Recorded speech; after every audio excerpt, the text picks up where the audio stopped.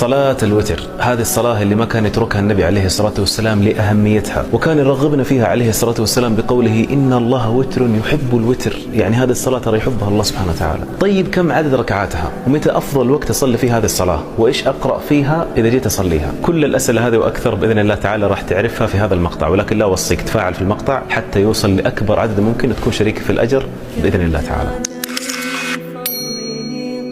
يدخل وقت صلاة الوتر بعد صلاة العشاء مباشرة، وينتهي وقت صلاة الوتر أول ما يأذن الفجر. عندك من انتهاء صلاة العشاء حتى أذان الفجر كل هذا وقت تصلي فيها الوتر. ولكن طبعا في وقت يعني مميز يعتبر أفضل وقت تصلي فيها الوتر بين هذا الأوقات، اللي هو الثلث الأخير من الليل، يعني آخر جزئية من الليل بعد الساعة 12 حتى أذان الفجر، هذا يعتبر الثلث الأخير من الليل. هذا الوقت هو أفضل وقت تصلي فيها الوتر. ليش؟ لأن الله سبحانه وتعالى ينزل إلى السماء الأولى في هذا الوقت.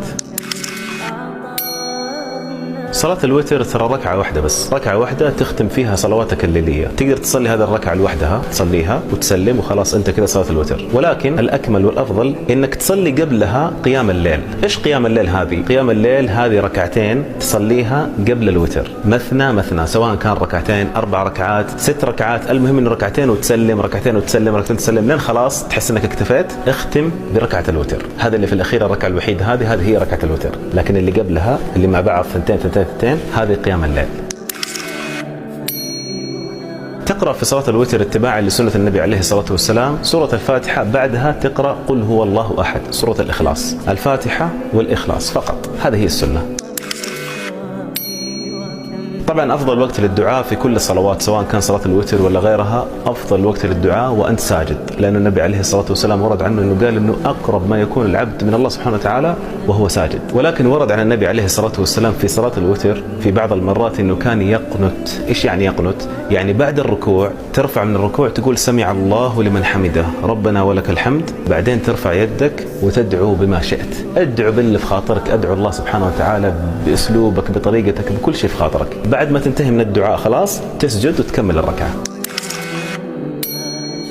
دعاء القنوت هذا الدعاء اللي تقوله في الموضع اللي ذكرته لك قبل شوية، بعد ما ترفع من الركوع وتقول ربنا ولك الحمد تبدأ تدعي، هذا هو دعاء القنوت. وله صيغ مرة كثيرة، ولكن أشهر الصيغ هذه اللهم اهدنا فيمن هديت وعافنا فيمن عافيت وتولنا فيمن توليت، هذه الصيغة المشهورة، وهذه الصيغة وردت عن النبي عليه الصلاة والسلام في دعاء القنوت.